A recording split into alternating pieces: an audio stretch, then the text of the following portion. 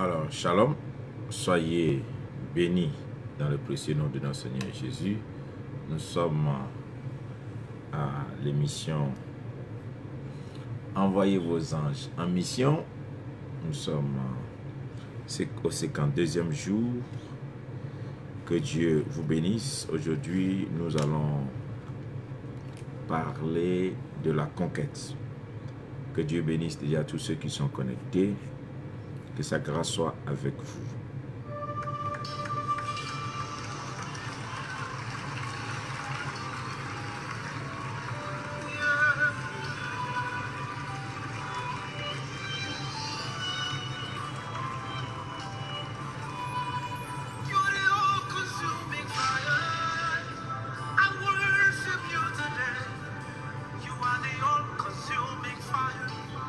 Shalom, prophète Clotaire, Angibel, sois béni.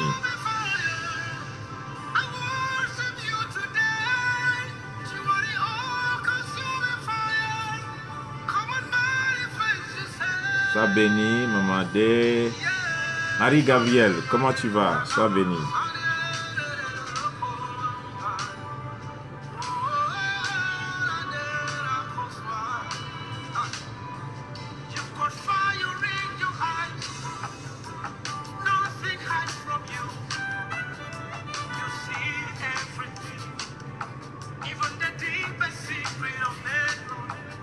Shalom, Seraya Moriel, Sandra Williams, soyez les bienvenus.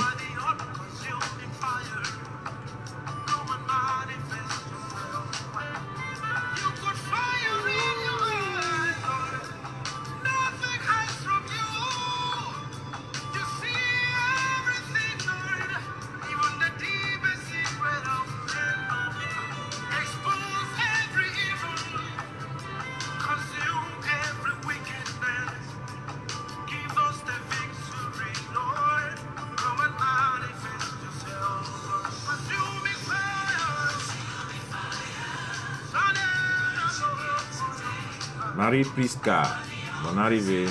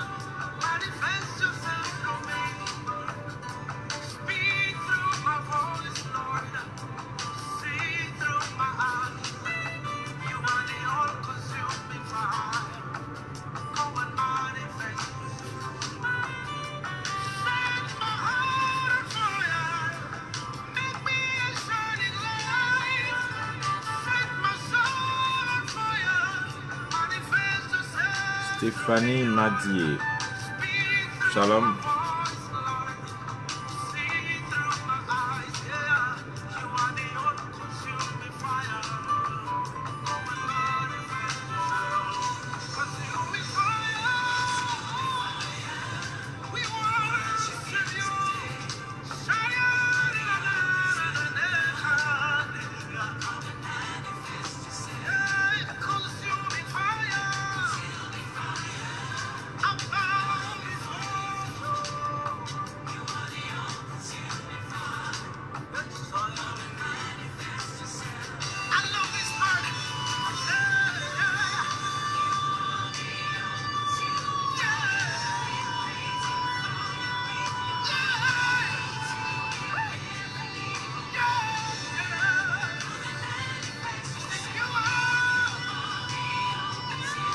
Bonjour Lydie Boli, Maman Eugénie et Olivier, bonne arrivée.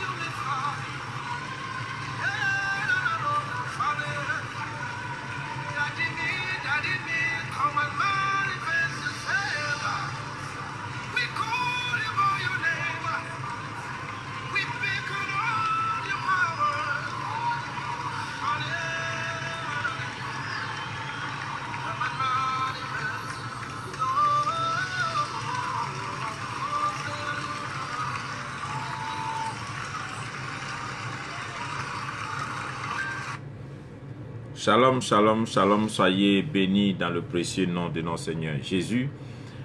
Je bénis encore le Seigneur pour tous ceux qui sont connectés aujourd'hui. Nous sommes en train d'avancer et voilà, nous nous préparons activement pour les 40 jours qui vont commencer à partir du 1er mars.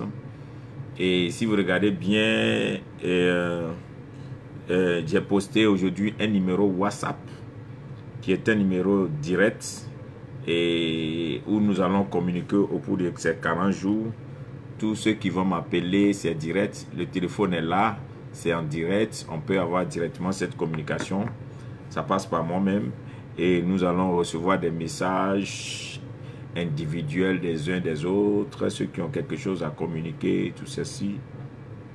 Donc, voilà, c'est très important. Ce numéro WhatsApp, le 08 12 17 02 17. Et avec les indicatifs de la Côte d'Ivoire. Après, je donnerai encore 2 autres numéros. Pour l'instant, on commence par ce numéro important.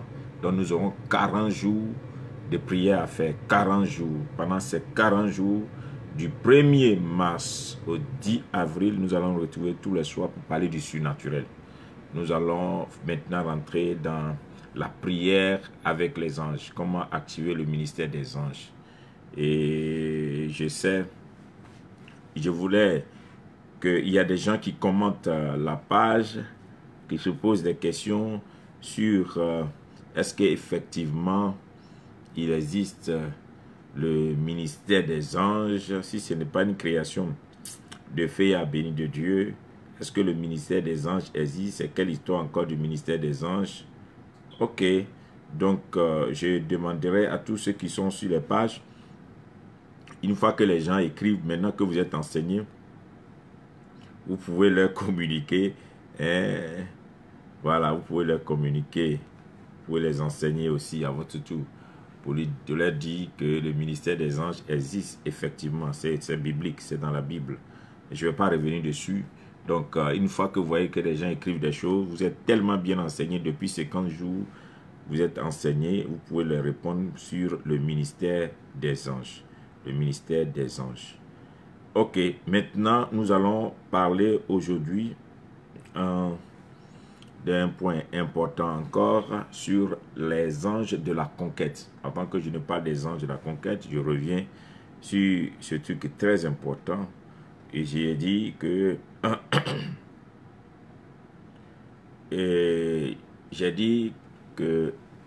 nous avons 40 jours de jeûne et chacun doit se préparer.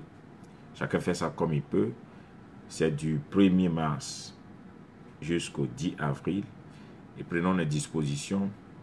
Et j'ai dit comme ça que j'allais citer aujourd'hui les thèmes que nous allons utiliser pendant les 40 jours. Chaque jour avec son thème.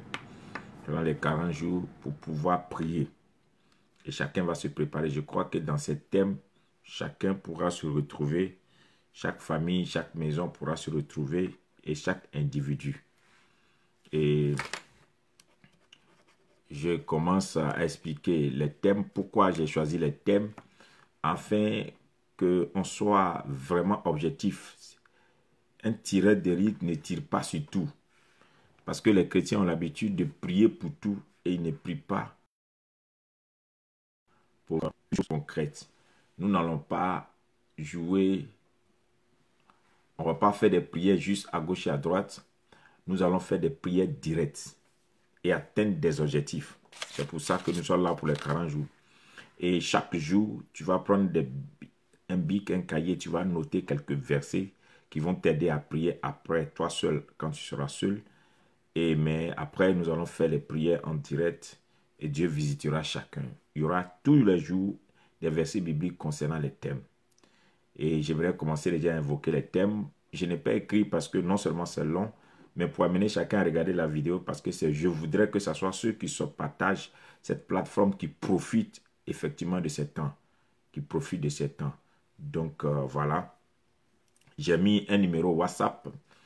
Et ceux qui ont la vidéo, vous allez voir que il y a un numéro qui a été écrit. Donc, ce numéro, c'est pour avoir accès à moi en privé. Ceux qui veulent m'écrire par WhatsApp pour quelques sujets ou bien s'il y a des choses dont on peut discuter directement. Parce que je sais qu'il y a beaucoup ont des choses à dire, mais comme c'est privé, nous ne pouvons pas tout exposer sur Facebook. Et aussi les messengers, bon, c'est toujours un truc public, mais avec le WhatsApp, on peut s'entendre pour faire beaucoup de choses. Donc, le numéro est là. C'est sur ce portable, c'est direct. Quand vous m'appelez, où que je sois, ça passe directement. C'est vrai que c'est un numéro de la Côte d'Ivoire, mais je l'ai en WhatsApp et c'est un numéro roaming. Donc, le 225 plus 225 08 17 02 17. C'est écrit en hauteur. Donc, les thèmes importants que nous allons utiliser pendant ces 40 jours, je commence la destinée ou bien le destin. Il faut que tu commences à prier pour que Dieu ouvre tes yeux sur ton destin, ta destinée. Beaucoup de chrétiens ne connaissent pas leur destin. Ils ne savent pas qu'ils ont un destin. C'est pourquoi, quand tu ne sais pas que tu as un destin, tu pries pour obtenir tout ce qui va te donner du plaisir, de la joie. Nous allons prier pour la famille. La famille. Les chrétiens sont trop individuels. Il faut la famille. La famille est très importante pour Dieu. Nous allons prier pour nos familles. Il y a des gens, on a vu qu'il y a eu beaucoup de divisions dans les églises, parmi les familles, les chrétiens, trop de divisions. Des gens qui ne parlent pas leur père, leur mère, leurs frères, leurs soeurs. Et Maman Yaya Sarah, sois bénie. Dieu te bénisse. Je me rappelle, je me souviens de notre rencontre. Que le Seigneur te bénisse, servant de Dieu, grande femme de Dieu. Dieu te bénisse. Et donc, il y a beaucoup de chrétiens qui sont séparés comme ça. Ils n'ont pas l'esprit de famille. Les chrétiens sont trop individuels. Tu ne peux rien réussir toi seul. Et l'esprit de famille, il faut véritablement comprendre. Nous allons prier pour la famille. Nous allons prier pour le travail. Le travail. Et on va expliquer comment le chrétien doit prendre son travail. Et on va prier pour ceux qui ne travaillent pas, pour qu'ils obtiennent du boulot. Nous allons prier pour la santé. La santé. Très important. Là. Nous allons prier pour la richesse. Et on doit chercher à comprendre la richesse selon Dieu. Il faut être riche. C'est très important. La Bible dit qu'Abraham était fort riche. Nous allons prier pour la restauration. La restauration. C'est-à-dire ce que nous a été pris, que Dieu nous restaure. Nous allons prier pour les miracles. Les miracles. Donc, ce qui sort de l'ordinaire, c'est-à-dire de l'extraordinaire de Dieu, les miracles. Nous allons prier pour les voyages. Il y a des gens que Dieu a bénis. Et il y a des gens qui ont cette grâce d'être une bénédiction dans les nations. Nous allons prier pour le secours divin. Le secours divin. Il y a plein de personnes qui vivent l'injustice et qui sont dans des choses que le monde ou bien les forces ténébreuses peuvent leur imposer. Il faut le secours divin. Nous allons prier pour la sécurité. La sécurité est très importante. Aujourd'hui, beaucoup de chrétiens ne sont plus en sécurité. Vous voyez, aujourd'hui, on vit dans un monde où il n'y a pas de sécurité. Il y a trop de manipulation. Si Dieu ne te sécurise pas, c'est trop compliqué. On va y arriver. Nous allons prier pour le Saint-Esprit. Nous allons prier pour la fécondité. Nous allons prier pour la multiplication. Nous allons prier pour la domination. Nous allons prier pour le salut. Le salut. Le salut. Nous allons prier pour la révélation. Nous allons prier pour la puissance. Nous allons prier pour la providence. Nous allons prier pour l'élévation. Nous allons prier pour le choix. Nous allons prier pour les rencontres. Nous allons prier pour le ciel ouvert. Nous allons prier pour la conquête. Nous allons prier pour l'héritage. Nous allons prier pour nos progénitures. Nous allons prier pour l'alliance. Nous allons prier pour les mystères. Nous allons prier pour la délivrance. Nous allons prier pour l'autorité. Nous allons prier pour le pouvoir. Nous allons prier pour les nations. Nous allons prier pour la vision, c'est-à-dire les projets, les réalisations des projets. Comment avoir de grands projets et réaliser ces projets. Nous allons prier pour les opportunités. Les opportunités. Nous allons prier pour la croix. Nous parlons du sang et de l'alliance. L'œuvre accomplie à la croix. Nous allons prier pour l'or et l'argent. L'or et l'argent. Ok, bon, on me demande des ralentis. Bon, je pense que vous aurez l'occasion de lire et de réécouter la vidéo pour pouvoir euh, écrire toutes ces choses. Mais chaque jour aura son thème, donc ne vous inquiétez pas. Chaque jour aura son thème et ça sera affiché. L'or et l'argent, nous allons prier pour le jugement. Nous allons prier pour la victoire et l'accomplissement. La victoire et l'accomplissement. Et donc, avec toutes ces choses, je crois que chacun va se retrouver. Quelqu'un me demande, et le mariage? Quand je parle déjà de la famille, le mariage englobe la vie de famille. Le mariage peut se retrouver dans la destinée. Le mariage peut se retrouver dans la restauration. Le mariage peut se retrouver dans la fécondité. Donc, le mariage peut se retrouver dans les rencontres. Donc, bien qu'on n'a pas cité le mariage, mais il se retrouve à plusieurs endroits. Donc, c'est pourquoi je n'ai pas cité le mariage en tant que tel, parce qu'il se retrouve partout. Donc, même dans la délivrance, on peut trouver le mariage. Donc, ne vous inquiétez pas. Donc, j'ai cité plusieurs thèmes et je bénis Dieu pour vous qui êtes connectés. Nous allons y arriver, chacun va comprendre et que Dieu nous aide au cours de ces 40 jours. Il y aura de la puissance en l'air, du surnaturel. Il y a de la puissance en l'air, du surnaturel. Donc, disposons-nous pour pouvoir être utilisés. Shalom, Ruth Fadil de Bruxelles, soyez bénis.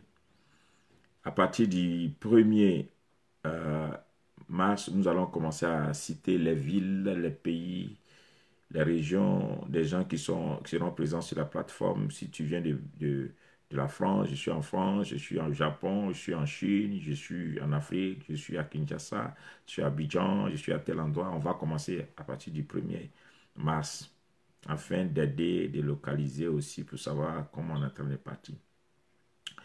Donc aujourd'hui, j'aimerais parler rapidement et la sanctification. Ok, et quelqu'un me demande, et la sanctification, papa? Oui, quand je parle de la restauration, la sanctification se trouve dans la restauration. Le Saint-Esprit, la sanctification se trouve dans la recherche du Saint-Esprit. La sanctification se trouve dans le salut. La sanctification se trouve dans la puissance. La sanctification se trouve dans le sang et dans l'alliance. La sanctification peut se retrouver dans la délivrance. Donc, il y a des thèmes que je n'ai pas cités, qu'on cite des fois à l'église, mais je les trouve déjà dans certains thèmes. Donc, c'est pourquoi je ne fais pas des détails. Donc, la sanctification, effectivement, mais la sanctification se retrouve dans le Saint-Esprit. La sanctification se retrouve déjà dans la restauration. La sanctification se trouve dans le salut. On ne peut pas être sauvé si on ne cherche pas la sanctification. La restitution. Bon, il y a quelqu'un qui parle de la restitution. Quand on parle de la restitution se trouve dans la restauration. La restauration, c'est de recouvrer ce qu'on a perdu. Donc, quand tu es restauré, tout ce que tu as perdu, tu as retrouvé. Donc, c'est la restitution. Et la restitution se trouve quelque part encore, et c'est dans l'héritage. L'héritage. Quand nous allons parler de l'héritage, ce qu'on t'a volé, tu vas le retrouver. L'héritage. La restitution, on peut le trouver encore dans l'œuvre de la croix et surtout dans le jugement. Donc, voilà, la restitution. Donc, j'ai répondu à tous ceux qui ont des écritures concernant certains thèmes, mais c'est bien que vous avez parlé de cela. On va arriver, quand on arrivera à chaque point, on va définir, on va amener chacun à comprendre. Ok. Maintenant, aujourd'hui, ce qui m'intéresse et qu'aujourd'hui je voulais parler de ça pour un bon moment. Si ces vidéos vous font du bien et que vous êtes bénis par ces vidéos, n'oubliez pas d'envoyer les j'aime et les cœurs pour encourager. N'oubliez pas de partager dans les groupes pour aider les uns les autres. J'aimerais en même temps aider certains pasteurs, certains amis, certaines connaissances qui ont vraiment des inquiétudes concernant ce temps et surtout ces thèmes qu'on développe depuis un bon moment sur les anges. Et je comprends l'inquiétude de beaucoup de personnes, mais je crois aussi que on doit savoir que Dieu, on ne peut pas maîtriser Dieu. Il faut sonder les Écritures, il faut apprendre. Effectivement, le ministère des anges existe. Je parle de ça avant de rentrer dans la prière qu'on fait ce soir. Le ministère des anges existe. Et une fois pour de bon, écoutez, c'est écrit dans la Bible. Dans Hébreux 1, verset 13.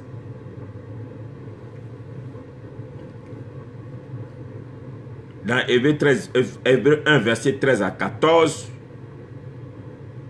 Et auquel des anges a-t-il jamais dit, assieds-toi à ma droite jusqu'à ce que je fasse de tes ennemis ton marchepied. Ne sont-ils pas, les anges, des esprits au service de Dieu, envoyés pour exercer un ministère en faveur de ceux qui doivent hériter du salut? Je reprends. C'est très important. Notez ce verset et balancez sur la page afin que tous ceux qui ont des inquiétudes savoir est-ce que vraiment il y a un ministère des anges. C'est dans la Bible, c'est écrit dans la Bible. Le ministère des anges existe. Et c'est écrit dans la Bible. Dans le livre de Hébreux 1, verset 13 à 14. C'est écrit. Il est écrit ceci. Et auquel des anges a-t-il jamais dit, assieds-toi à ma droite jusqu'à ce que je fasse de tes ennemis ton marchepied? Les anges ne sont-ils pas des esprits au service de Dieu, envoyés pour exercer un ministère en faveur de ceux qui doivent hériter du salut? Voilà, c'est écrit. Donc, vous avez ce verset maintenant. Quiconque vous pose des questions sur c'est quelle histoire du ministère des anges, vous avez un verset pour amener cette personne à ne pas trop vous déranger. Et je parle aujourd'hui des anges de la conquête. Et les anges de la conquête, nous avons trouvé le passage dans le livre de Deutéronome 33.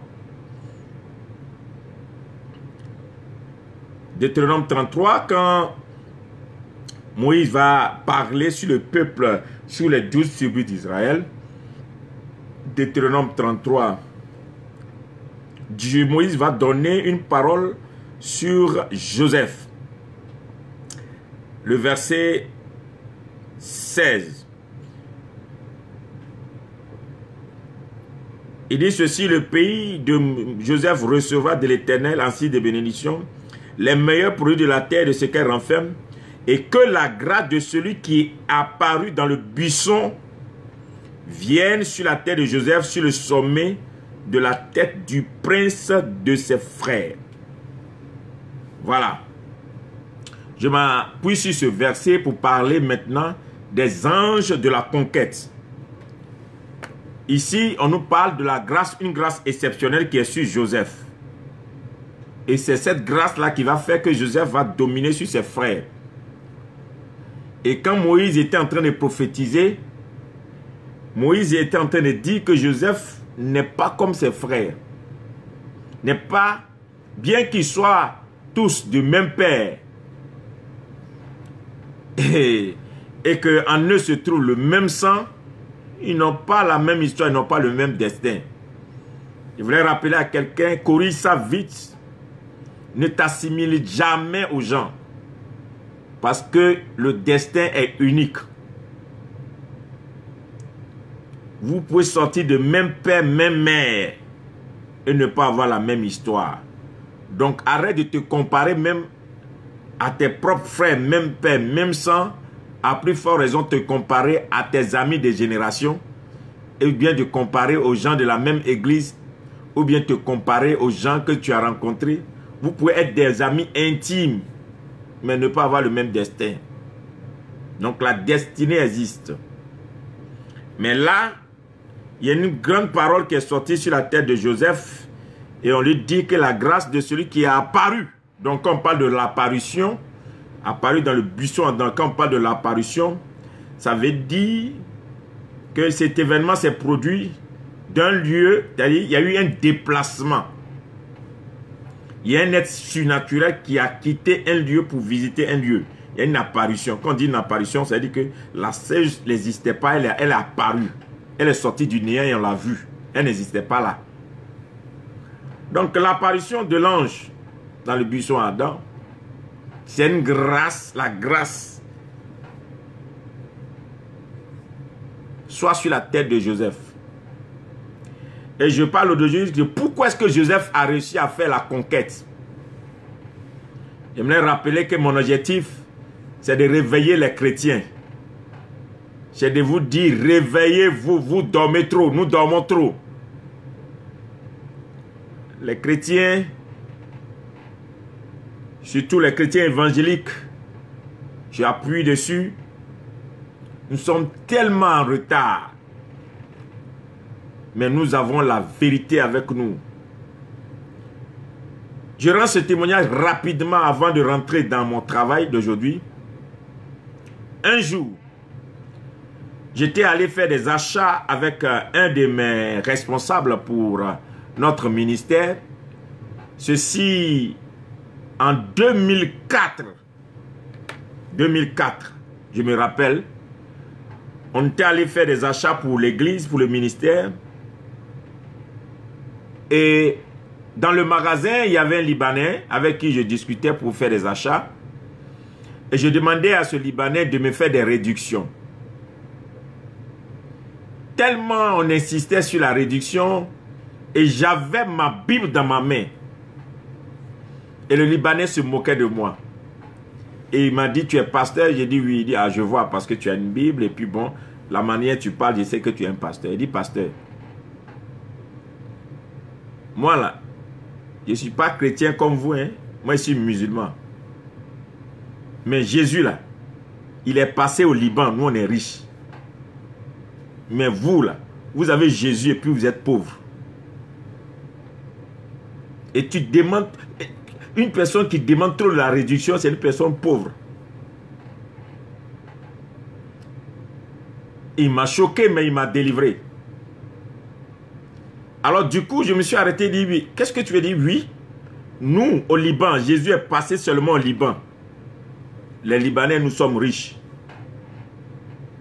Mais vous, là, tous les jours, vous priez Jésus, vous êtes Jésus avec vous, mais vous êtes pauvres. Quand le gars m'a sorti cette phrase, je me suis arrêté et puis je lui ai dit, bon, d'abord, tu ne diminues plus. J'achète au prix que tu as dit. Depuis cet instant, j'ai décidé de relever des défis. J'ai compris que la pauvreté est un esprit qui peut vaincre.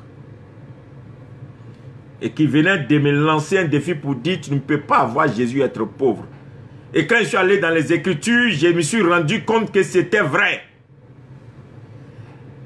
Mais malheureusement, j'ai été mordu pendant des années par des enseignements, des doctrines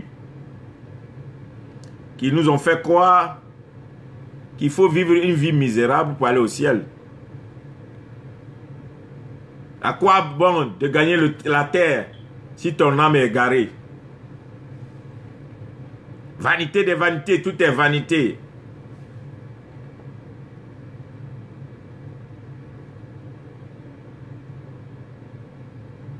Il y a un chant qu'on chantait.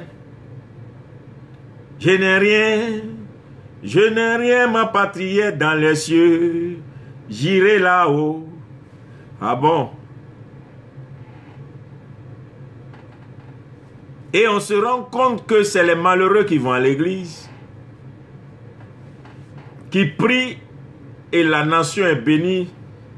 Et ceux qui ne vont pas à l'église, c'est eux qui profitent de la vie de la nation. Il y a une onction pour la conquête. Il y a des anges qui sont disposés, qui sont au service de ceux qui croient à la conquête. La conquête, ce n'est pas la réalisation. La conquête, c'est la possession. Et Dieu dit, demandez-moi les nations, je vous donnerai en héritage. Il n'a pas dit, demandez-moi des maisons. Il n'a pas dit, demandez-moi des voitures. Il n'a pas dit, demandez-moi de l'argent. Il dit, demandez-moi les nations et je vais vous les donner en héritage, en possession.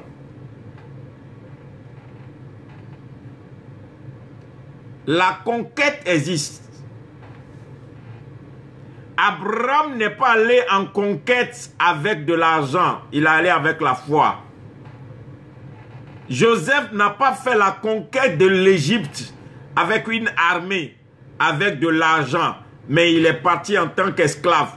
Mais compte tenu de ce qui était en lui, Joseph a fait une conquête. J'aimerais parler ce soir à quelqu'un de la conquête. Si tu ne rêves pas, ne tue pas le rêve des autres. Si tu n'as pas envie de rêver, ne détruis pas le rêve des autres. Ce n'est pas de ma faute. Si toi tu n'as pas envie de rêver, laisse-moi rêver. Il faut comprendre que le rêve est le départ de la conquête. Je réside dans une nation et la nation a une phrase, a une parole forte. Aux États-Unis, on dit le pays de rêve. Le pays des Joseph. Le pays des grands rêves. Pas n'importe quel rêve, mais des grands rêves. C'est un pays où quand tu arrives et que tu oses, l'impossible devient possible. Si tu rêves seulement, tu peux devenir. Alors, il se trouve que quand tu finis de recevoir certains enseignements, c'est des rêves qu'on t'a vendus. Alors, j'aimerais parler directement au cœur de tous ceux qui m'écoutent aujourd'hui. L'église noire, l'église francophone nous a vendu un rêve. Le rêve de l'église francophone, c'est voyage, mariage, anniversaire,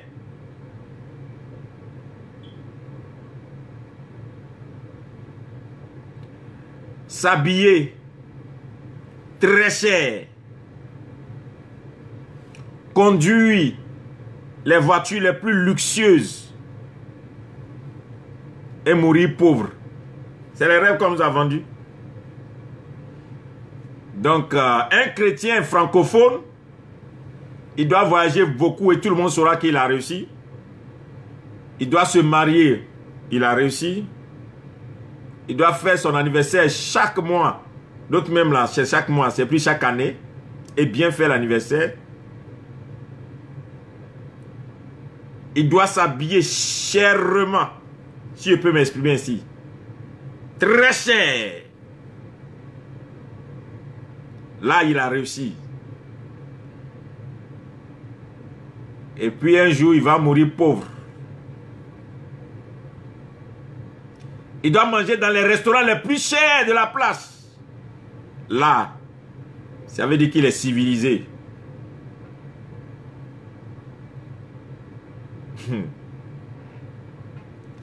Mais je vais te rappeler que Joseph est allé en Égypte dans quel esprit? Si tu écoutes cette vidéo aujourd'hui,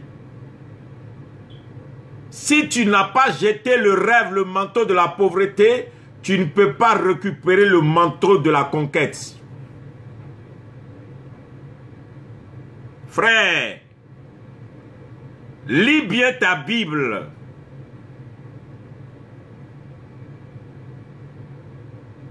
Quand Dieu a appelé Abraham, il lui a dit, lève-toi, quitte ta patrie et suis-moi. Dieu n'a pas parlé à Sarah. Dieu n'a pas parlé à Lot. Dieu n'a pas parlé au père d'Abraham.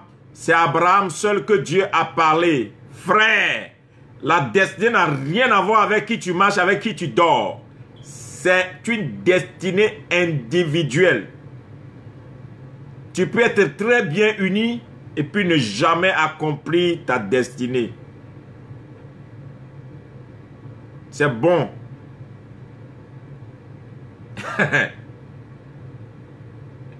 Et je me suis rendu compte que tous ceux qui sont milliardaires sur la terre que nous voyons, ceux qui sont très riches sur la terre, qui ont réussi. À peine on connaît leurs femmes. À peine on connaît leurs enfants. À peine on connaît où ils dorment. À peine on sait dans quelle voiture ils roulent. Mais on ne parle que de ce qu'ils font comme exploit.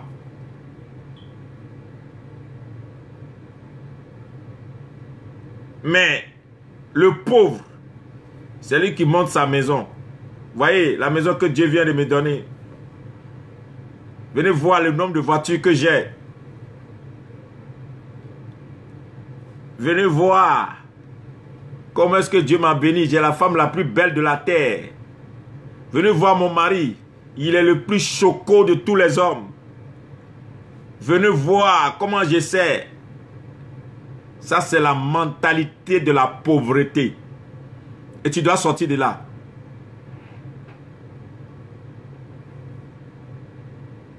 Et alors, Joseph est allé en Égypte avec un manteau d'esclave, mais avec un dépôt de gouverneur. Mais il est allé en Égypte. Son arrière-grand-père, Abraham, est parti. Abraham a échoué. Ils ont failli prendre sa femme. Isaac est parti. Il a échoué. Ils ont failli faire prendre sa femme. Jacob est parti. Il a fait 14 ans. Si c'est Dieu qui l'a sauvé. Mais quand Joseph est parti, il est parti comme esclave. Mais il a gouverné l'Égypte. La conquête. Pourquoi il a gouverné l'Égypte? Parce que la Bible dit que la grâce de celui qui est apparu dans le buisson Adam soit sur la tête de Joseph, qui a été le premier de ses frères. Ça veut dire que Joseph n'est pas parti là-bas avec ses efforts. Abraham est parti parce que lui comptait que non, moi ici Abraham, j'ai une armée, je suis riche. Arrivé, il a fui devant Pharaon. Isaac est parti. Oui, je suis le fils d'Abraham, l'héritier, le seul héritier vrai. Devant la porte, il a fui devant Pharaon. Jacob est parti. Bah oui, j'ai eu la bénédiction de mon père et la parole m'était donnée. Il est parti là-bas, l'a mis en esclavage 14 ans. C'est Dieu qui est intervenu. Mais quand la grâce de celui qui est apparu dans le buisson Adam est venue sur la tête de Joseph, Joseph a fait la conquête que son père n'a pas fait. Joseph est rentré là où son père n'est pas rentré. Et Joseph avait un manteau d'esclave. Après, il a eu le manteau de cuisinier. Après, il a eu le manteau de prisonnier. Mais il est devenu gouverneur avec un manteau de gouverneur. Et Joseph a fait partie, toute sa famille, 70 personnes. Pas en Égypte seulement, hein, mais sur le territoire de Pharaon, mais sous la couverture de Pharaon. Et Pharaon les a nourris.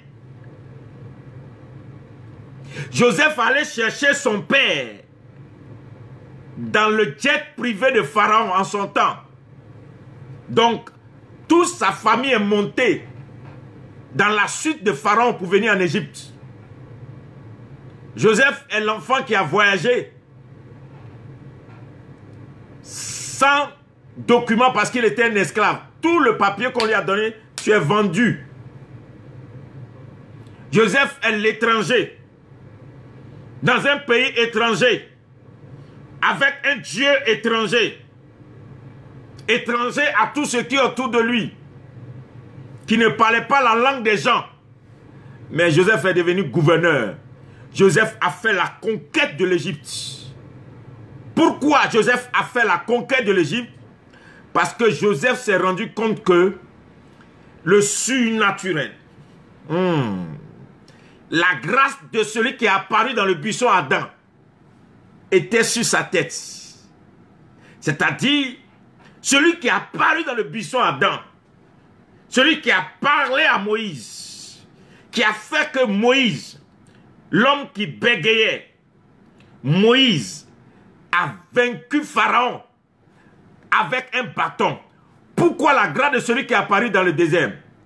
Parce que c'est Moïse qui a vaincu Pharaon avec un bâton. Alors pour que Joseph aussi réussisse à vaincre Pharaon, il faut qu'il ait la même grâce que Moïse. Frères et sœurs, vous qui me recevez, il est temps maintenant que tu comprennes. Il doit avoir une apparition. Le surnaturel doit venir dans ta vie. Jette-moi tes raisonnements. Va embrasser le surnaturel. Et que l'ange qui est apparu dans le désert, qui est apparu à Moïse, qui a donné la possibilité à Moïse de sortir le peuple d'Israël de l'esclavage, qu'il y ait la même apparition. Et que toi aussi tu domines là où ton père ou ta mère n'ont pas pu dominer. Je refuse de mourir comme mon père. Je refuse de mourir comme ma mère. Je refuse de mourir comme mes frères. Je refuse de mourir comme les gens de mon pays. Car je me déclare le Joseph de ma génération. Toi, tu es qui? Et puis tu vis la vie des autres. La conquête est pour ceux qui ont compris qu'il ne faut pas s'asseoir seulement en train de festoyer.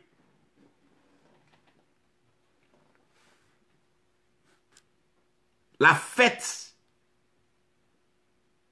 Il y a deux formes de personnes qui vont à la fête. Il y a ceux qui organisent la fête pour célébrer leur gloire, pour célébrer leur succès, pour célébrer leur domination. Il y a ceux qui viennent manger à la fête pour applaudir ceux qu'on célèbre. Tu n'es pas fatigué d'applaudir les gens? Tu n'es pas fatigué, hein? Toi, tous les jours, c'est toi qui vas d'invitation. C'est toi, tous les jours, tu applaudis les gens. Mais un temps vient où toi aussi, là, on doit célébrer quelque chose dans ta vie. La conquête d'un territoire que personne n'a pu faire dans ta famille, dans ta génération. Rêve grand. Commence à rêver que tu vas faire ce que personne n'a jamais fait dans ta génération. Il n'y a pas d'âge. Il n'y a pas de temps pour rêver. Il suffit seulement que tu comprennes que tu dois rêver. Sors de ton état de médiocrité, de paresse spirituelle. Comme tu n'as pas envie de prier beaucoup, tu n'as pas envie de jeûner beaucoup, tu n'as pas envie de chercher la présence de Dieu, tu n'as pas envie de défier les autres, tu dis non, c'est la volonté de Dieu, c'est Dieu qui m'a mis. Dieu ne t'a pas mis là-bas. Il y a plusieurs que le diable a mis en prison parce que ces personnes sont paresseuses spirituellement. Tu n'as pas envie de payer le prix. Tu n'as pas envie de te lever pour dire que ça va changer. Et donc, tu te contentes du peu que le diable te donne. Alors que la Bible dit, que l'Éternel dit, demandez, vous sera donné. Frappez, on vous ouvrira. Cherchez, vous trouverez. La Bible va jusqu'à dire, c'est parce que vous demandez mal que vous n'obtenez pas. Donc, si tu ne sais pas demander, tu n'auras rien. Et des gens autour de toi vont te dire, oh, il faut rester là. Si tu n'as pas eu telle chose là, tout ça là, c'est inutile. Frères et sœurs, regardez bien. Regardez bien. Joseph, il a fait un rêve. Regardez son rêve. Un petit qui vient rêver puis il dit, il n'a pas dit j'ai vu des voitures, des maisons, il dit j'ai vu des étoiles. Et puis je vois que les étoiles, là, ce sont mes frères. Actuellement, il est le plus petit. Donc tous ses frères là ont déjà réussi, c'est des grands. Ruben, l'aîné. Ah! Ruben. Il dit, vous tous là, vous êtes venus vous mettre à genoux devant moi. C'est un rêve. Et j'ai vu la lune et le soleil, mon père et ma mère aussi. Ah! Quel rêve petit. Entre-temps, dans la famille, Joseph n'était que celui qui venait rapporter à son père tout ce que ses frères faisaient. effectivement, le rêve va se réaliser. Il y a une onction dans le rêve. Quand tu commences à rêver, le surnaturel vient habiter en toi. Ce que j'appelle le rêve, au fait, la destinée prophétique te pousse à sentir les choses comme les autres ne sentent pas. Ne t'arrête pas. À voir les choses comme les autres ne voient pas. Les gens vont te dire, mais toi là-même, tu racontes quoi même? Donc, il veut dire que nous là, on ne prie pas aussi, on n'a pas Dieu aussi. Hey, on a Dieu, mais on n'a pas le même appel. On adore le même Dieu, on n'a pas le même appel. On prie le même Dieu, on n'a pas le même mandat. On prie le même Dieu, mais on n'a pas le même destin. Pierre n'a pas été Paul. Pierre n'a pas été Jean. Jean n'a pas été Luc. Luc n'a pas été Matthieu. Chacun a raconté Jésus comme il a vécu. Matthieu a raconté Jésus comme il a vécu Jésus. Et Luc a raconté Jésus comme il a vécu Jésus. Marc a raconté Jésus comme il a vécu Jésus. Jean a raconté Jésus comme il a vu Jésus. Marie de Magdala a raconté Jésus comme elle a vécu Jésus. Frère, chacun doit raconter sa rencontre personnelle avec Dieu. Ton Jésus là, c'est pas Jésus, c'est pas package où vous êtes emballés dans la même chose, ce qui arrive à l'autre doit arriver. Pourquoi toi, ton histoire doit ressembler toujours aux autres? Et quand tu regardes la vie des chrétiens aujourd'hui, c'est une vie de photocopie. Dans tout. Ministère, photocopie. Mariage, photocopie. Programme, photocopie. Habillement, photocopie. Travail, photocopie. Ils font les mêmes choses. Tu les trouves toujours dans les mêmes secteurs. C'est eux toujours les chrétiens. Ils viennent, ils parlent gros français, mais tu les regardes là. Ils sont toujours dans les mêmes choses. Pourquoi? Rien de nouveau. C'est pourquoi, par fini, vous allez faire de la sorcellerie. Parce que on est aigri. Parce qu'on prie beaucoup et on n'a rien. Donc, quand les gens sont autour de toi et qu'ils réussissent, tu vas commencer à dire non, ça, c'est pas de Dieu. Dieu n'est pas dedans. Il faut laisser tout ça là. Moi, je n'ai pas tout ça, mais je suis heureux. Tu mens. Tu mens. Ça te fait mal. Ça te fait mal. Tout ton problème, c'est que tu ne rêves pas. Un homme qui ne rêve pas est mort. La conquête commence le jour où tu commences à rêver autrement.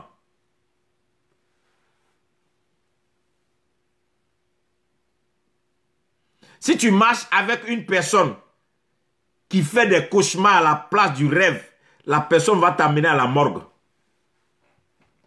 C'est-à-dire, quelqu'un qui pense le contraire de l'élévation du sommet. Une personne qui ne pense que négative. Une personne qui dit toujours non, c'est difficile, on ne peut pas faire. C'est pas la fin. Non, on n'a qu'à rester ici. Il faut faire attention. Une personne qui te dit tu fais attention aux autres, il faut te méfier des gens. Est-ce que tu ne sais pas, sois prudent, sois sûr. Oh, j'ai vu des gens qui ont pris leur temps d'être patients, d'être prudents. Ils n'ont jamais rien réalisé dans leur vie. Parce que la conquête commence par l'audace. Et regardez, Tel Osborne nous a raconté une histoire un jour. Il dit qu'il avait un de ses oncles qui a reçu l'appel du Seigneur à 25 ans. Et il a prié 25 ans pour que Dieu lui révèle là où il doit aller servir Dieu. Pendant 25 ans, il dit, Seigneur, pour ne pas que je me trompe, je vais faire ta volonté, montre-moi là où je dois partir, montre-moi le pays où je dois commencer, parce que les gens ont mal commencé pendant 25 ans. Après 25 ans, Dieu lui a révélé, ou bien il a été convaincu qu'il doit commencer quelque part. Quand il a reçu ça, il a pris encore 25 ans. Il prie, Seigneur, Comment je dois commencer? Avec qui je dois commencer? Oh, 25 ans encore. Après 25 ans, il a eu 75 ans. Et il est mort à 78 ans. Il n'a rien fait. Celui qui rêve ne dort pas. Celui qui rêve ne s'assoit pas pour voir les choses venir. Celui qui rêve n'attend pas qu'on vienne lui donner. Non. Quelqu'un qui rêve se lève et avance. Celui qui rêve ose dire ce que tout le monde ne dit pas. Celui qui rêve ose parler. J'ai entendu beaucoup de prédicateurs qui nous ont dit: tu parles trop, c'est parce que Joseph a parlé qu'on l'a mis dans le puits. Mais si Joseph n'était pas allé dans le puits, il n'allait pas se retrouver chez Potiphar. Et s'il n'était pas allé chez Potiphar, il n'allait pas se retrouver dans la prison du roi. Et s'il n'était pas allé dans la prison du roi, il n'allait pas rencontrer les serviteurs du roi qui allaient parler de lui au roi. Et il n'allait pas devenir gouverneur. Donc, quand tu as un esprit de conquête, tu ne parles pas comme un homme. Tu dis des choses qui font trembler les gens. Mais ça ne veut pas dire, si aujourd'hui tu n'as pas les moyens, ça ne veut pas dire qu'il n'y a pas un être surnaturel qui ne peut pas te donner les moyens. Aujourd'hui, tu n'as pas les moyens, mais il y a un être surnaturel qui peut te donner les moyens. Des chrétiens qui vivent avec calculatrice. Voilà. Ça, c'est mon loyer. Ça, c'est les factures. Ça, c'est pour tant. Tant. Il me reste $100, $200. J'attends le mois prochain. Et puis, je me programme. D'ici 3 mois, ou bien d'ici 6 mois, j'aurai l'argent. Et puis, je vais pouvoir amener les enfants. Ou bien, je vais vivre tant. Mais attends, un chrétien ne vit pas comme ça. Un chrétien, il vit par la foi. Un chrétien vit en Dieu. Un chrétien vit par la puissance qui est en lui.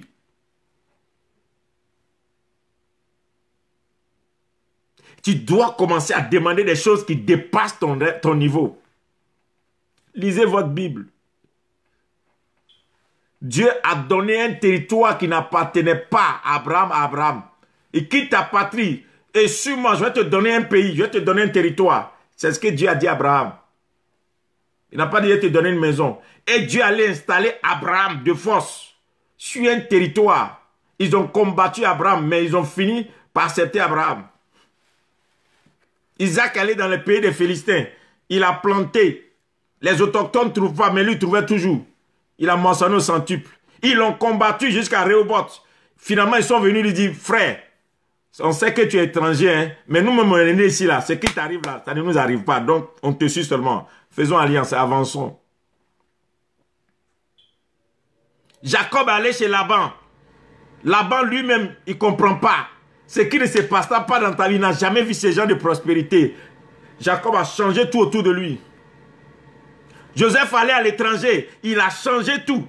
Frère, le Dieu qu'on adore, le Dieu d'Abraham, le Dieu d'Isaac, le Dieu de Jacob, c'est le Dieu qui peut te prendre pour te mettre n'importe où et te donner ce qui dépasse ce que tu as chez toi. C'est vrai que tu peux hériter de ton père et de ta mère. Mais fais très attention, Dieu peut t'amener plus que ça. Loin et te mettre au-dessus plus que ça.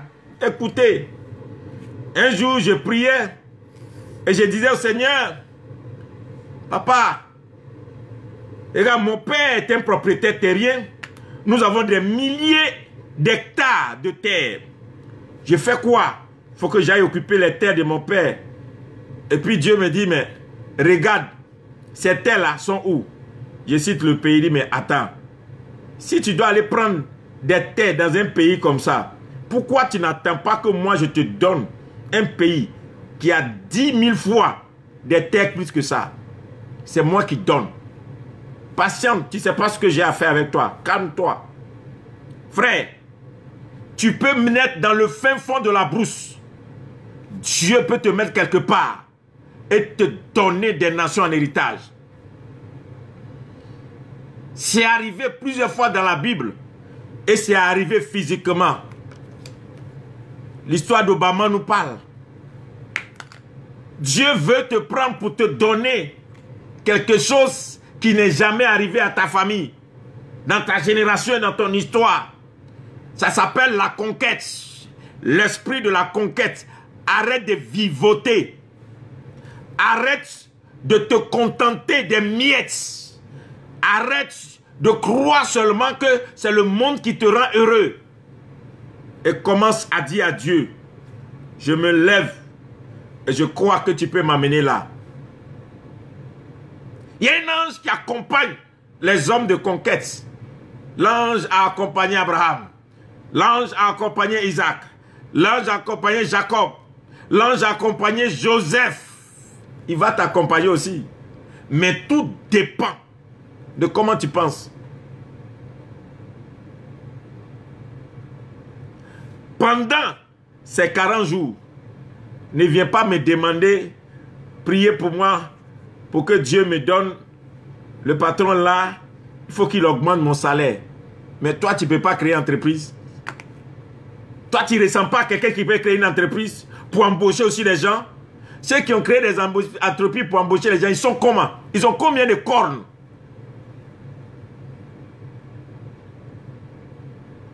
C'est des êtres humains. Et la Bible dit que Élie est un homme de la même nature que nous. Il pria avec instance. Il pria avec instance. Et il ne tomba point de pluie sur la terre pendant 3 ans et demi. Et la Bible dit que le même Élie pria à nouveau.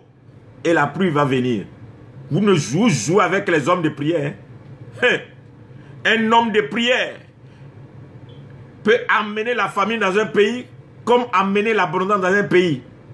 À plus forte raison dans la vie d'une personne. Joseph a fait ça chez Potiphar. Il a fait en prison. Et il a fait dans tout Égypte.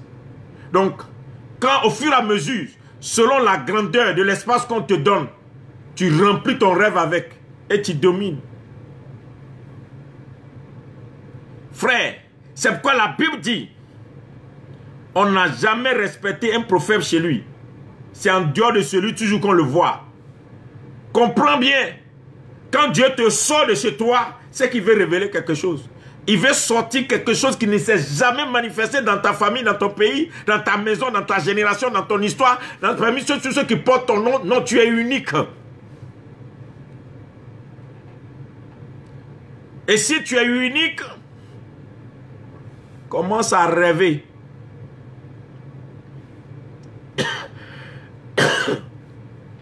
Excusez-moi. Il y a des gens qui sont assis aujourd'hui, tous leurs rêves là. Oh Seigneur, je suis malheureux. Pourquoi tu es malheureux? Le monsieur là, il me maltraite. Je suis très malheureuse. Ou bien malheureux. Tu as quoi? La femme là, elle m'a laissé. Je suis malheureux. Pourquoi tu es malheureux? Non. Il n'y a personne pour m'aider. Ah bon? Toi, tu n'as pas compris que quand ton père et ta mère se rencontraient là, il y a des millions de spermatozoïdes.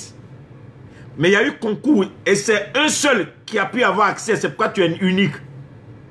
Donc, tu n'es pas né en paquet. Pourquoi tu es resté en paquet? Le bonheur est personnel. Le succès est personnel. L'élévation est personnelle. La gloire est personnelle. Le miracle est personnel. Le témoignage est personnel. L'élévation est personnelle. On ne parle pas des héros. On dit le héros. Donc, quand on va dans une guerre, on ne donne pas la victoire de la guerre à tous les soldats. On dit le héros de cette guerre, c'est telle personne. C'est une seule personne qui gagne. Alors qu'il y a eu des milliers qui sont partis. Donc, la vie est une bataille. Et que toi, tu dois être le héros de ta famille. Le héros, ou bien le héros de ta génération. Le héros de ton histoire, de ton pays. Mais Si tu as décidé de t'enterrer quelque part, il ne faut pas en vouloir aux autres. Ne fais pas de la sorcellerie spirituelle. L'ange de la conquête. L'ange qui a fait que Joseph est parti de rien et arrivé à tout. Il veut marcher avec toi. La grâce qui était sur la selle de Joseph veut venir sur toi. Mais ton vrai problème, c'est que tu es encore aveugle. Tu ne vois pas venir ta lumière. Et la Bible dit, lève-toi, sois éclairé, car ta lumière arrive. Lève-toi, sois éclairé, car ta lumière arrive. Tant que toi-même tu ne vois pas venir ton bonheur, le bonheur ne viendra jamais chez toi. Quand tu n'as pas cette vision nette, le bonheur ne viendra pas. Écoutez, ne perds pas ton temps dans les distractions. On a toujours voulu accuser et tuer ceux qui portent les grands destins. Mais on n'a pas pu les tuer jusqu'à ce qu'ils accomplissent ce pourquoi ils sont nés. Quand tu portes un grand destin, tu trouveras toujours des gens sur ton chemin. Que ça soit vrai ou pas, ils vont fabriquer des histoires pour arrêter cela, pour tuer. Mais ils ne pourront pas. Parce que pour toi là, il y a Dieu dedans.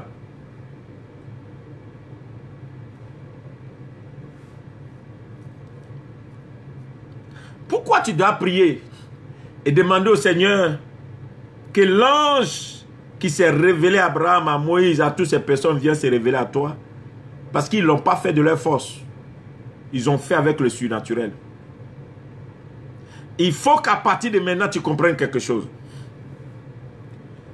Je vous raconte une histoire que le Saint-Esprit, un enseignement que le Saint-Esprit m'a donné, ceci m'a beaucoup bouleversé.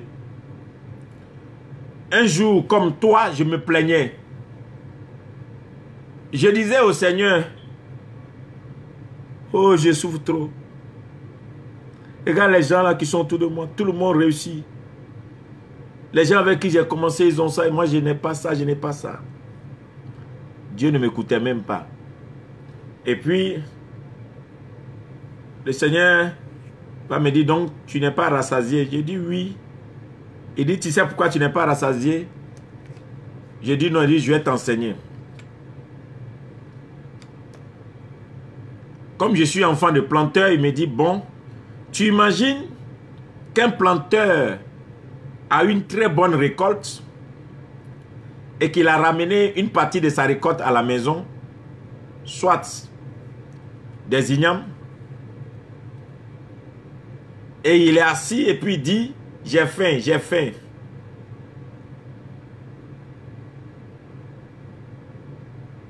S'il ne fait pas le feu pour faire cuire les ignames, il peut mourir de faim, malgré ce qu'il a des ignames.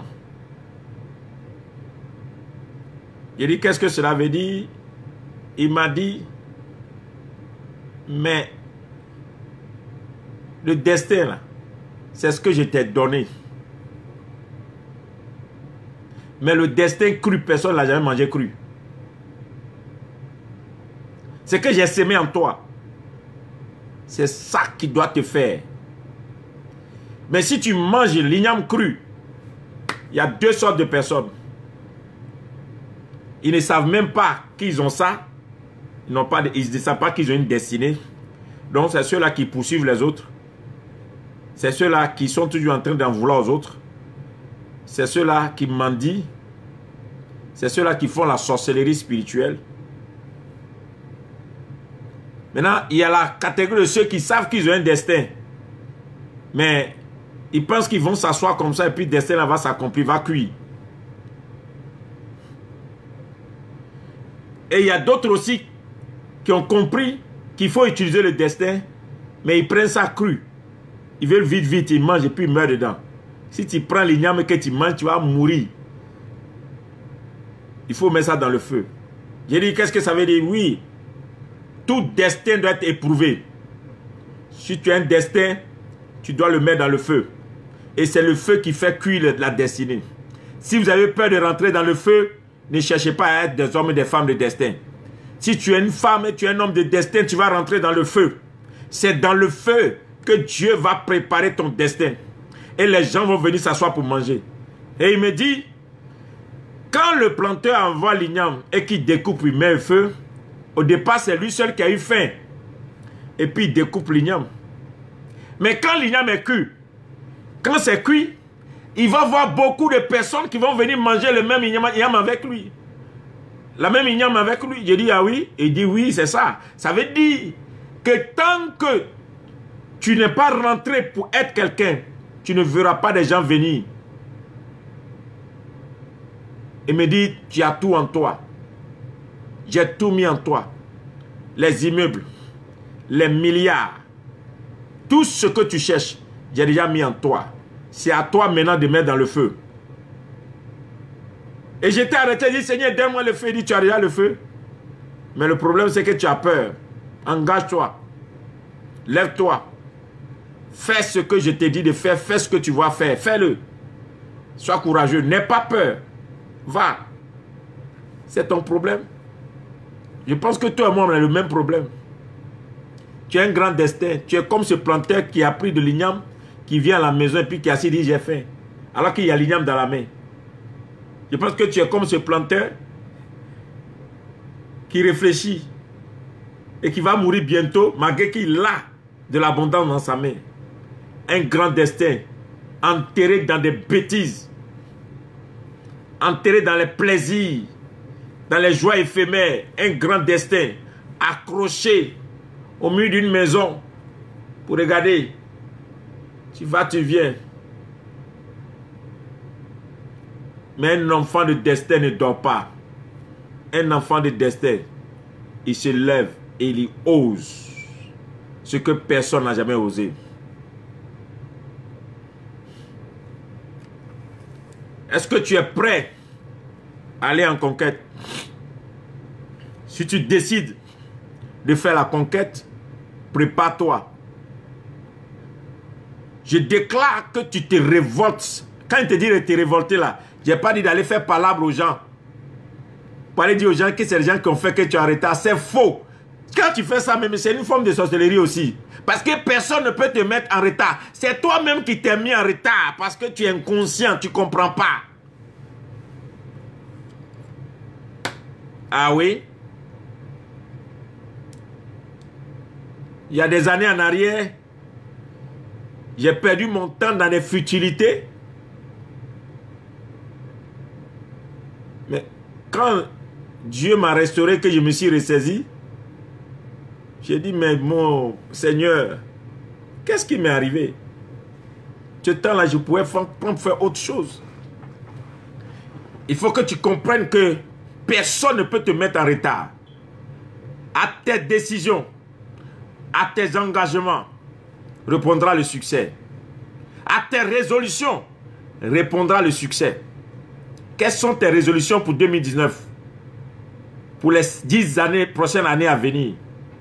Ce n'est pas dans la bouche, c'est dans les actes. Un enfant de destin ne parle pas trop, il agit en silence. Joseph n'a jamais dit à quelqu'un, mon père m'a donné un manteau. Joseph n'a jamais dit à quelqu'un, j'ai un Dieu. Joseph, partout où il arrive, il démontre que Dieu est avec lui et les gens ont peur de lui. Il est temps maintenant que tu démontres que tu transportes un Dieu. Un enfant de destin transporte quelque chose. Ce que tu transportes, pouvoir pour toi, produire dans l'environnement. Moi, je refuse qu'on me fait des chantages. Je refuse qu'une personne ait l'impression que c'est à cause d'elle que moi je respire, que je ne vis jamais. Et non. Jusqu'à ce qu'on m'enterre. Et je laisse ça sur la vie de mes enfants. Jamais. Pourquoi? Parce que quand tu es né avec un destin, un grand D, même si les gens refusent de le faire, Dieu va ouvrir une porte quelque part dans le désert où personne ne s'y attendait. Et puis cela va s'accomplir. Joseph n'avait personne pour l'aider. Personne pour le défendre comme un avocat. Mais le surnaturel qu'il transportait l'a défendu. Le surnaturel qui transportait lui a ouvert des portes. Le surnaturel qui transportait l'a imposé. Mais quand tu ne crois pas en ton destin, c'est ça.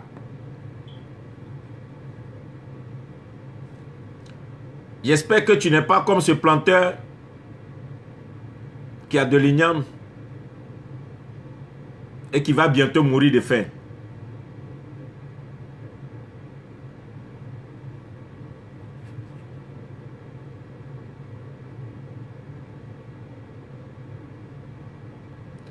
Dieu m'a mis à cœur de te défier pour te dire, il est l'heure que tu changes ta mentalité. Cette mentalité de pauvre qui est manger, dormir, s'habiller, se promener, aller au restaurant, conduire voiture, monter dans l'avion. Ça là, c'est pas ça. Quand je voyage souvent, je vois les gens, tu vois les hommes d'affaires, des gens qui voyagent. Et quand tu te poses des questions, ils n'ont qu'une petite valise. Ces gens-là n'ont qu'une petite valise. Hein. Leur trolley. Et puis un jour, j'ai été choqué, quoi. Parce qu'il y a des gens qui paient des billets d'avion. Quand on monte dans l'avion, il y a d'autres qui sont première classe affaires, business, et puis bon, première classe, et ceux qui sont économie. Et des fois, même ceux qui sont au fond d'économie.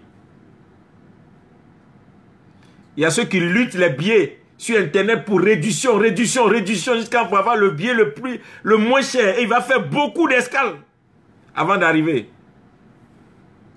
Donc, un voyage de 6 heures, là, tu as fait en un jour 5 escales avant d'arriver. Là, c'est la pauvreté. Hein? Mais lui aussi, il a voyagé. Et quand il arrive à destination, c'est pour aller dormir dans la maison de quelqu'un, pour aller regarder dans les magasins, aller maintenant acheter les habits liquidation, les habits en sel. Et puis regarde, il n'y a pas de magasin où il y a liquidation ici, là. Et puis il achète, il remplit sa valise, il va retourner, il va montrer aux gens, j'ai voyagé. Si c'est ça là, il faut dormir chez toi. J'ai été révolté au cours de certains de mes voyages. J'ai dit, mais moi, je voyage et j'ai des valises remplies. Et puis je vais où avec ces valises? Mais quelqu'un voyage, il n'a que de troller. Et quand on monte dans l'avion, lui, il est assis à la première classe. Il a payé le billet d'avion de combien de millions juste pour une destination, pour aller faire des affaires. Et le lendemain, il doit reprendre notre avion pour partir. Et quand toi tu voyages, on fait le programme à telle enseigne qu'il faut profiter au maximum du billet.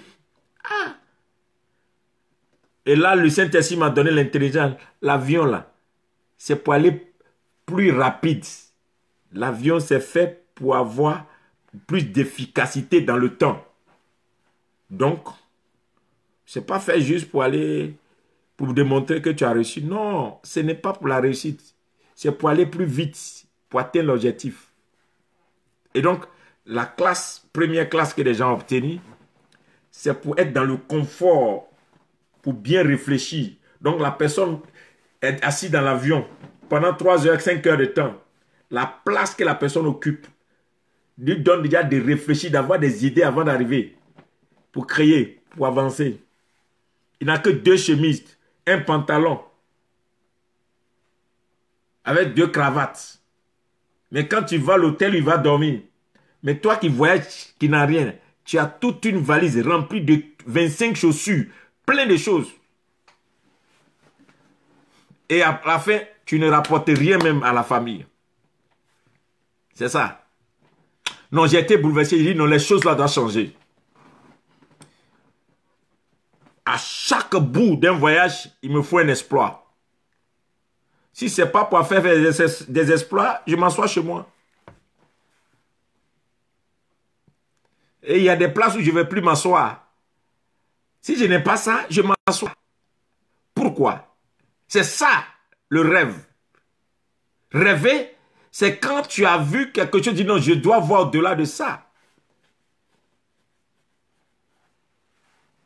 Et si tu ne fais pas attention, les gens vont t'empêcher de rêver. Et tu es toujours là. Tu vois des choses. Attention. Vois grand. Et tu verras ce Dieu grand. C'est pas parce que tu vois grand que ça veut dire que tu es orgueilleux. Non. Où est ton rêve? Quel est ton rêve? Joseph a rêvé. Son rêve l'a amené à gouverner l'Égypte. Si toi aussi tu décides de faire la conquête, dans tous les domaines, tu peux ne pas aller à l'école, mais tu as un talent. La beauté même déjà que tu as là, ça peut être un talent. Ta voix que tu prends pour chanter là, peut être quelque chose que Dieu peut utiliser pour te faire asseoir parmi les rois de la terre.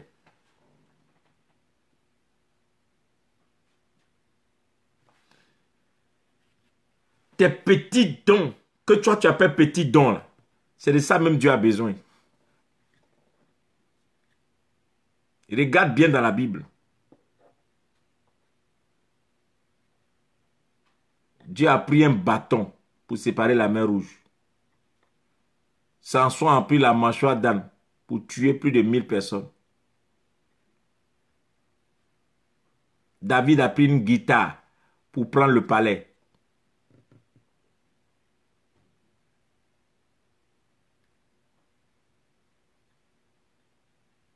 Jésus, il est monté sur une croix pour vaincre la mort.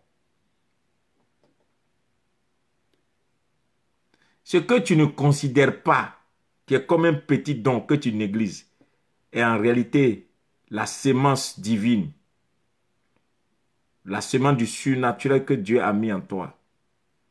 Mais comme le monde t'a détourné de ton rêve, tu poursuis le vent et tu négliges ce que Dieu a mis en toi. Tu te dis que ça, là, ça ne peut pas m'amener quelque part. Commence à prendre au sérieux le don que Dieu a mis en toi. Le don de rêve de Joseph l'a amené à gouverner l'Égypte.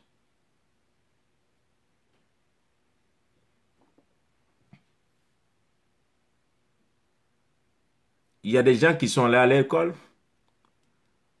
Quand je prends par exemple Julio Iglesias, il allait à l'école. Mais c'est sa voix qui l'a rendu milliardaire.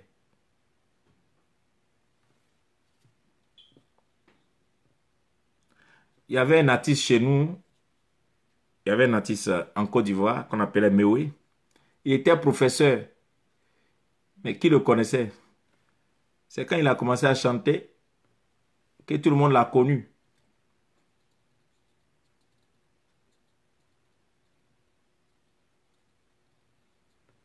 C'est comme ça. Le petit don qui est en toi, si tu sais l'utiliser, ça peut exploser la gloire. Seulement crois en toi.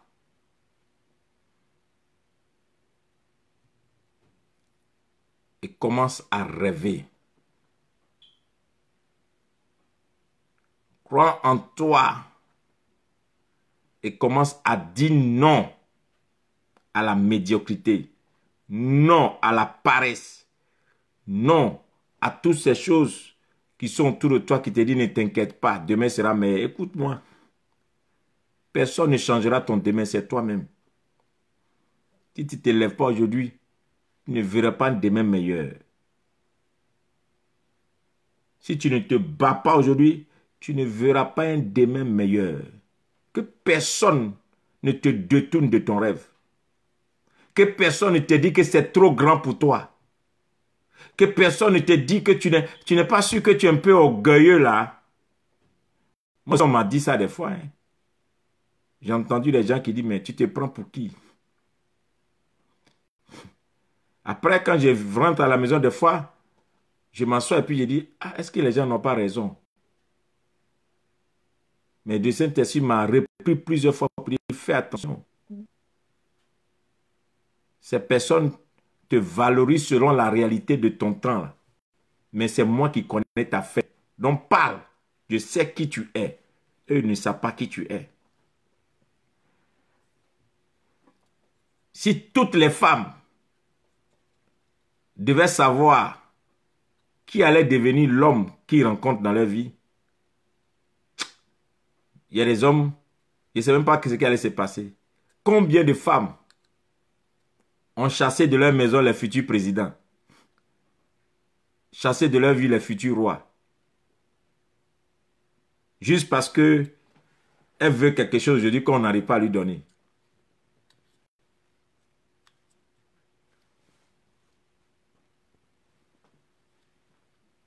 Quand j'ai lu l'histoire de Bathsheba, c'est une histoire qui me fascine beaucoup.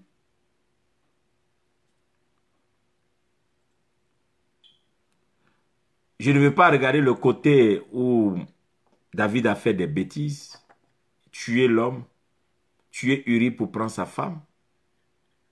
C'est trop grave et Dieu l'a puni pour ça. Mais quand j'ai lu bien l'histoire, la Bible dit même que Uri, même là, il s'en foutait de cette femme. Uri disait, quand il vient chez le roi lui demande, mais il faut rentrer à la maison, il dit, il faut laisser ça, là-bas, là, il n'y a rien de bon. Il y a longtemps ensemble, elle ne produit rien. Mais la même femme qui ne produit pas, David a pris, il y a eu enfant. Colère de Dieu est venue, l'enfant est mort. Il prend une deuxième fois, il y a eu enfant, le roi est sorti dedans. Ce que je voulais dire, c'est que des fois, tu peux même marcher avec les gens, mais ils ne connaissent même pas. Ils ne veulent même pas même savoir que tu as une valeur.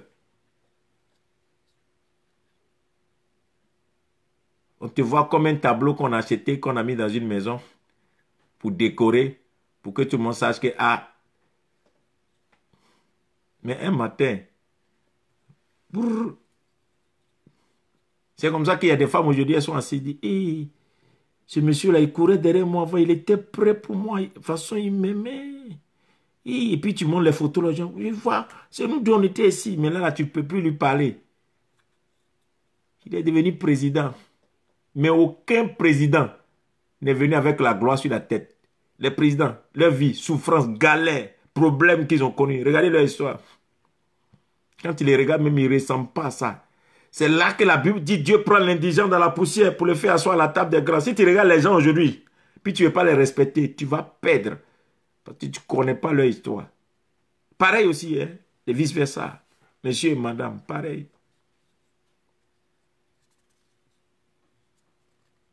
C'est pourquoi il faut faire attention. Il faut commencer maintenant à rêver. Fais attention, quand tu dors avec quelqu'un qui rêve beaucoup, il faut faire attention. C'est-à-dire que quand tu causes avec une personne et que la personne parle de son demain, que c'est gros, il faut faire très attention. Parce que le départ, tu peux te moquer, dire, elle a quel moyen, il a quel moyen même. Je raconte des histoires. On vous dit de faire, d'aller à l'école, de faire, vous êtes là toujours, je vais devenir, je vais devenir. Tu vas devenir quoi?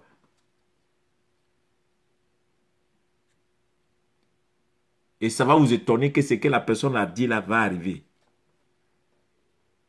J'ai fait un sondage spirituel, un temps, dans les délivrances que je recevais les gens.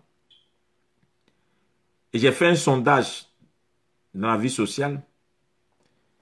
Quand les gens sont enfants, et tu leur demandes, qu'est-ce que tu vas devenir? D'autres disent, je vais devenir médecin. D'autres disent, je vais devenir grande dame. D'autres disent, je serai comme celui-là. D'autres disent, je serai pilote. D'autres disent, tant. Mais on a remarqué que les gens là, ils vont à l'école jusqu'à la fin de leur vie. Les enfants là deviennent ce qu'ils ont dit au départ. On a trouvé beaucoup de personnes comme ça. Qui finalement sont devenus ce qu'ils ont dit au départ. Personne ne croyait en eux. Mais ils sont arrivés parce qu'ils ont rêvé. Ils ont rêvé sur leur demain.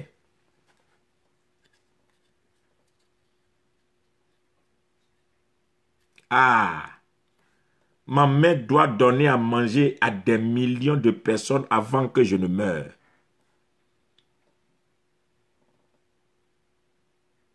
Je dois être source de bonheur pour des millions de personnes avant que je ne meure. Je dois rendre des multitudes de personnes heureuses avant que je ne meure.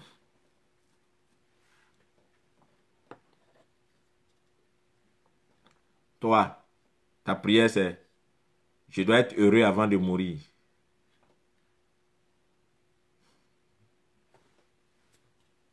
Tout est une question de rêve. Il faut que tu comprennes dès cette vidéo maintenant que tu es fait pour aller en conquête. Voici ce qui nous attend du 1er mars au 10 avril, l'ange de la conquête. Lève-toi maintenant dans la prière, vise quelque chose de grand et va dans sa conquête. Si c'est la richesse, si c'est l'entreprise, si c'est une organisation internationale, si c'est une position, n'aie pas peur de ce que tu ressens dedans de toi. N'achète pas le rêve de quelqu'un. Ne paye pas le rêve de quelqu'un. Ne travaille pas pour le rêve de quelqu'un. Toi-même ton rêve, c'est ce qui va t'élever. Commence à penser grand, à penser puissant, à penser glorieux. Commence à voir très haut et Dieu te mettra. C'est ce que Élisée a demandé à Élie. Élisée dit, je veux la double portion de ton esprit. Élie lui a dit, ce que tu demandes est très difficile. Mais, si tu le vois, tu le deviendras.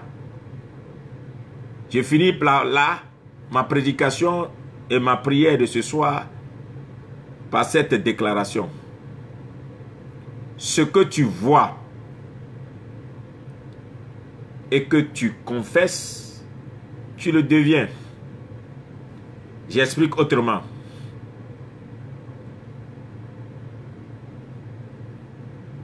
Si tu le vois et que tu le confesses, tu le deviendras.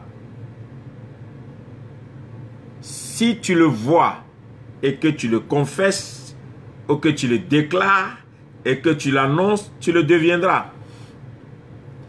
Si tu le vois et que tu le déclares, tu le confesses, tu le deviendras. En résumé, tu deviendras ce que tu as vu et que tu as confessé. Mais si tu as vu que tu n'as pas confessé, tu ne le deviendras jamais.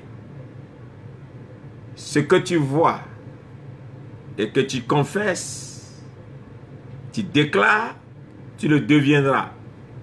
Dès aujourd'hui, commence à te voir là où personne ne te voit, comme personne ne te voit.